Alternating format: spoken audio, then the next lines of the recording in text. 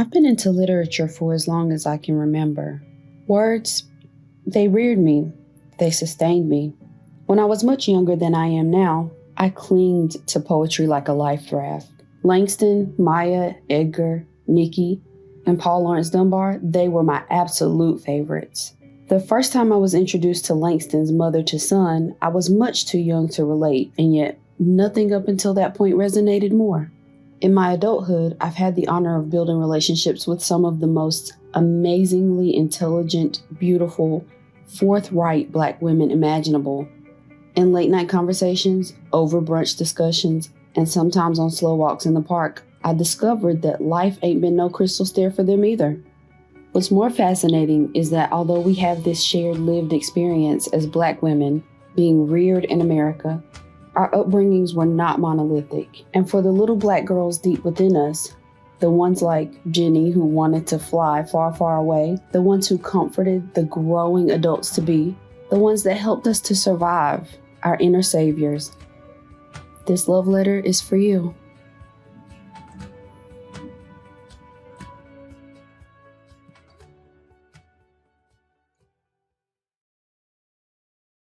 Hi, my name is Nikki Eason. I'm originally from Greenville, South Carolina, but I've been living in Charlotte, North Carolina since 2005. I'm a confident, innovative, spiritual, androgynous woman. Hi, my name is Sunny Fleming Wyatt. I am a proud IVF mom of 2 kids. I live in Charlotte, North Carolina. I am married and I work in the agile tech field. Hi, I'm Tiffany Richmond. I am an HBCU graduate. I am also a test engineer and a recruiting professional. Hello, my name is Tiffany Jones and I am a lover of Jesus. I have 3 beautiful children and a wonderful husband. And where I am in life right now, and I'm living just to make sure that I have impact with my family and not only them, but just the women. My name is Nancy Gray. I'm from Marion, North Carolina. I have 2 lovely daughters. Hello, my name is Kamika and I am 31 years old. I'm from Kinston, North Carolina. I grew up there for a while and then I moved to Fayetteville, North Carolina. I went to college here in Charlotte at UNC Charlotte, and then I got my master's at Grand Canyon University. I am a teacher. I teach 2nd grade. My name is Tanya Purdy. I was born in Nuremberg, Germany. I was raised in Fayetteville, North Carolina, where I attended 71st High School. From high school, I attended Winston-Salem State University in Winston-Salem, North Carolina. I still live in Winston-Salem to this day. I became a police officer immediately after college, where I'm still in the profession. This is my 13th year. So my name is Malaron Hodge, and I'm from Bunn, North Carolina, which is about 30 minutes northeast of Raleigh, and I currently reside in St. Louis, so living that Midwest life. My earliest memory is spending time in the tobacco field. So I was raised on a farm. We had about 50 acres of tobacco in Franklin County, which is where Bunn is. And I remember waking up, during the summertime. So tobacco is usually harvested between July and September. I remember my mother at a young age, because my mom passed away I was 2.5, but I remember my mom sitting on the bed, always singing a lullaby and brushing her hair. And I remember she would brush my hair forever and ever and ever. At that time, I didn't know she was brushing my hair 100 strokes. The concept of family for me is pretty complex, but I was raised in a family of women. We don't have a lot of men in our family.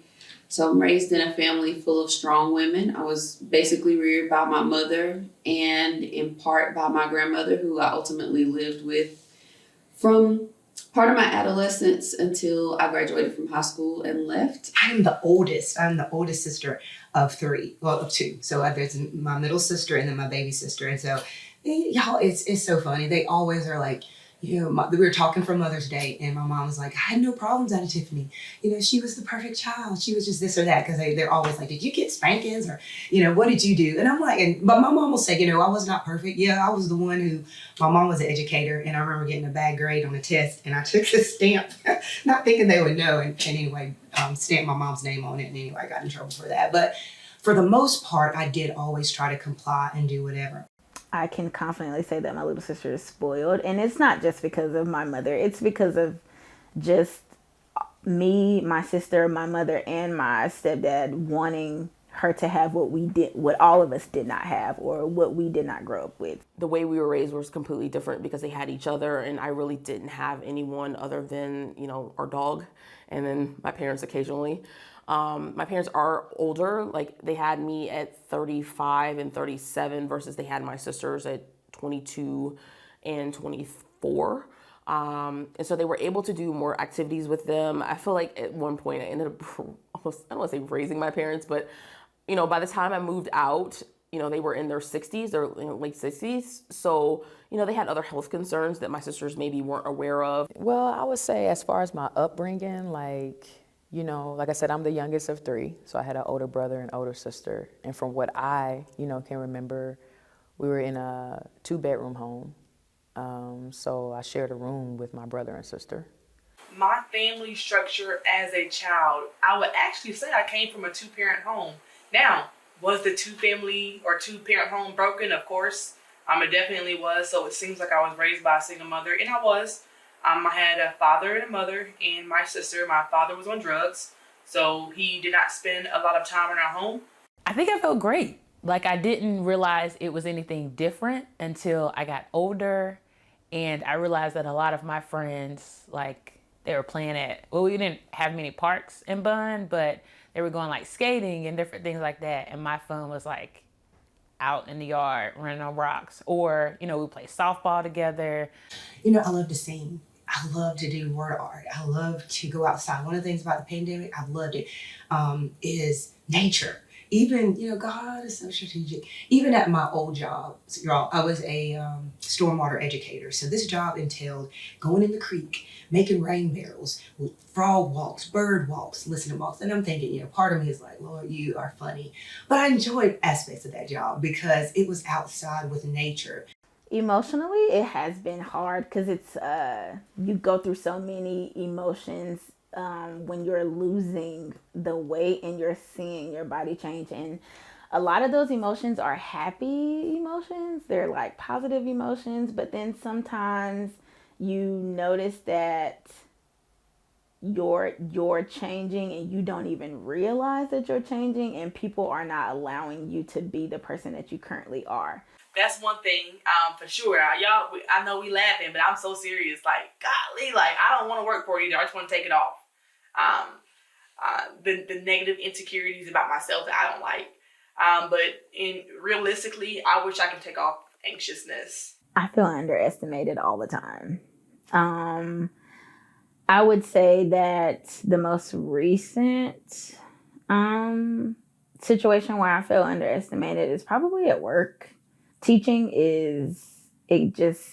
people teach in different forms. People, reach kids in different ways. And I think the way that I teach, or the approach that I have, sometimes people take the way that I go about things and they try to work that into my classroom or into my classroom dynamics with my students until they walk into my classroom, or until they get to experience my students without me in the room and notice that they do the same things that, I've shown them to do, or they're just your students are always a reflection of you.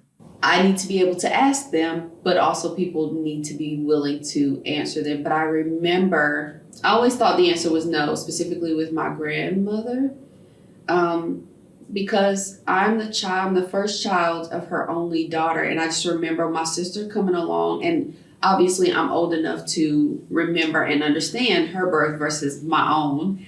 Kevin and I have always talked about having more kids.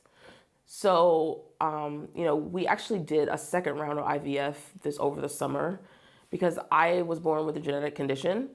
And essentially, I have been told that if I try to have children without IVF, my rate of miscarriage is like 60%. And it's very high for late-term miscarriage. And so we could go down the path of trying on our own, or we could use IVF to basically test our embryos to make sure that they are genetically balanced. So my first round of IVF, I got 2 embryos. I got a girl and a boy. Some would say you go back and say, oh, I shoulda, coulda, woulda, did this, that, and the other. No, I am where I need to be for this time and this season. Everything that I've done, up until, as a child, everything that I've done, in college. I don't know when I feel love because I don't want to associate love with grand gestures. Like, I know those are important to some people, and I'm not saying I don't appreciate them. I'm just saying, in the way that I believe people should just be loved because they exist in this world, then I don't want to attach my feelings of being adored or being loved to, I feel loved when people do XYZ for me. My sister or my mom say something, I can just I can melt. But if it's anybody else, I really do not care. I might laugh at you. Sometimes they use that power inappropriately to get players to do what they want. And as a player, you may think, or I had moments where I thought, okay, maybe this has to happen for me to get better. But that wasn't the case. It was just a inappropriate desire. Now, I remember it starting younger, 5 or 6 or 7, just playing house and inappropriate touching and kissing. Not no pecs though, you know what I'm saying? This is not something that children should be doing. And when I turned 11, it definitely got more intense and more hands-on. And then at 12, it actually happened. Actual sexual intercourse actually happened. I was able to help women also just provide clarity for them. A lot of them were just dealing with different things in their life or just different seasons where they had left school and they're transitioning into a classroom teacher. And some may even have gotten married. So I've just found, no matter where I go, whether it is at church or at work, I do provide that sense of clarity and just helping understand it. She showed me that as a woman, you can. You can do multiple things or be in positions that maybe some guys may be or whatever and still excel. Even if you identify as a woman and you were born male, but you identify as a woman, do you know how hard that is to carry these days? That sucks. If I had to run down a list of events that would make me want to champion for Black women out of my childhood, we would probably be here all day.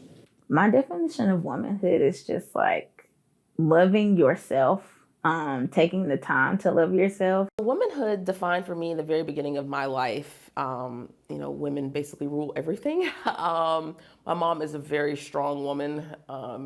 She's been married to my dad for 50 years in June.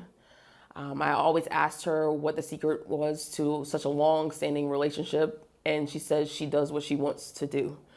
And I've taken that motto on in my own relationship, and my sisters also have done the same thing. When did I believe I was a grown woman? It wasn't when I had kids. It showed when I graduated from college. I probably in the last 5 years, and I don't care my age, I'm 44, I'll be 45 in July. But I'm telling you, that 40 for me, 35, 40 was when I really started feeling like, oh, you're a woman. And now that my kids, I have a son who's getting ready to be a senior next year and going to college. I thought I was grown when I was 12 because I decided that I wanted to leave because my sister thought she was grown at 15. And because my sister was always in control of us, but I thought she was in control because she wanted to be the boss. So the point that I thought I was a grown woman and then realized I was a grown woman probably be after I had my son. And the reason why I say that is because I've always wanted to be a mom, and I struggled to actually get to motherhood. As I mentioned earlier, I had to go through IVF, and it's a whole process that unless you've experienced it, it's hard to even kind of explain. I thought I was a grown woman when I got my period. Older women mothers to be, stop that, y'all. Stop telling us that we're women now because we have gotten a cycle. We are not women. We are very much little girls still. Like some people get cycles at 10, 9. It's getting younger and younger, and those are still little girls. Treat them as such. I also still believe that people are responsible for the children that they bring into this world, that they rear, and not just the ones that come through your body, but the ones who, are in your life. That's what Village is all about. So while I definitely give grace for how hard motherhood is.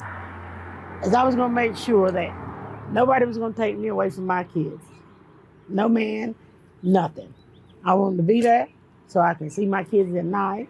I wanted to see them in the daytime. Only thing I couldn't get right was that hair. That's the only thing. So I was very happy. I was going to be the best mom they can be. I was going to talk their head off. By being a mom. And I know not everyone wants that experience, and I commend those that don't because it's, it is very demanding. But to be able to experience that after the struggles that we've gone through, it's rewarding, I'll say. Motherhood is such an important part of my life. Like, I'm legitimately looking forward to being the favorite grandmother, I want to see my family grow from generations to generation. So I love being a mom. It's who I am these days. So if I were to tell my childhood self about the adult version of myself, I would just say, take a breath. It's all going to work out. What would adult Kamika have to say to little Kamika is don't take no for an answer. Do what you want when you want. Do it on your terms. Verbalize the things that you want. Verbalize your emotions. Tell people how you feel. What does adult Tanya have to say to the Tanya? Tell. Don't keep any secrets. People gonna go on about their lives, and it's not gonna affect them like it affects you. Tell what happened to you. You don't have to keep anybody's secrets. One thing I can say to you, little Tiffany, and through the years is that you've always tried to rise and meet the challenges. You never, when you got knocked down, you got back up. When you were hurt, you tried to do the things to overcome it, but you never let the words of anybody or even just the challenges of yourself, hold you down. You kept running. You kept going. You never stopped believing. And for that, little Tiffany, I'm proud of you. Really proud. The adult Nikki has to say to little Nikki is, you are enough. When I say you are enough, you are more than enough. I know that you get scared, and it's okay to be scared. I promise you. But if you just keep going and walking in the fear, you'll look back and be like, oh my God, it really wasn't that bad. Adult Tiffany needs to tell little Tiffany thank you. I think there are a lot of lessons adult Tiffany could probably give to little Tiffany, but ultimately, little Tiffany saved adult Tiffany's life. And if it had not been for little Tiffany, adult Tiffany would not be here. Little Malloron would say to the adult Malloron, I'm proud of you. And you continue to do the things that I couldn't even imagine. At the end of the day, I want my dash to say that I live my life to the fullest. I want my dash to say that because of what Nikki said to me or encountered with me is the reason why I continue to go on. I want my dash to say that I'm a conqueror. I made it.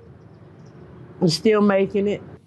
I want my dash to say, I think three words just came to my mind, is that she lived, she loved, and she gave. Oh, I want my dash to say, I've served my purpose. My dash to say, back then you didn't want me, now hot you all on me. And that is one of my favorite songs of all time. Mike Jones. Who? Mike Jones. And it goes for so many negative moments I had in my life where you thought you had me. I want my dash to say, I survived. I want my dash to say that I was unapologetically Malaron Lakashi Hodge, a daughter, a friend, a sister, a godmama, an aunt, an advocate for Black women entrepreneurs, all about Black people. But she also rested and she chilled, and you know, she may not have texted back at times, but we knew that she loved us and she was happy. She drove a Jeep, and she loved the Lord. Amen. Loving something is accepting it first. Loving something is understand that, yep, it's not like what you want it to be, but you still accept it because it's different. We got to be different. We're not here to be the same, because if we was the same, remember what it would be for you. You'll probably be in a whole different lane, not understanding what it was for you when it was true. I know sometimes it's hard to accept the things that you do, but the great thing is acceptance, because it's you. You did that. No, I didn't do it for you. You did it for yourself, but I accept you anyway because this is your journey and I'm on my own journey. And God said, listen, I know that you're trying to do these things different, but I'm gonna accept you anyway because I love you today, tomorrow, yesterday, the other day, the day when you wasn't good, the day that you didn't know what you should, the day that you know that you could do it and you still didn't do it. I still loved you anyway. That's what true acceptance is. But you can't love it until you accept it. You can't love it until you accept it. You can't love it until you accept it. Accept what you did and understand that it was part of your journey. Accept who you are and understand it was part of your makeup. Accept what you thought about it and understand that's the reason why you in it. Accept the reflection that you see right now because you actually thought about it, so it attracted to you in this moment. Accept it and love it, because without you and without it, you wouldn't be who you are today. You can't love something until you accept it. Peace.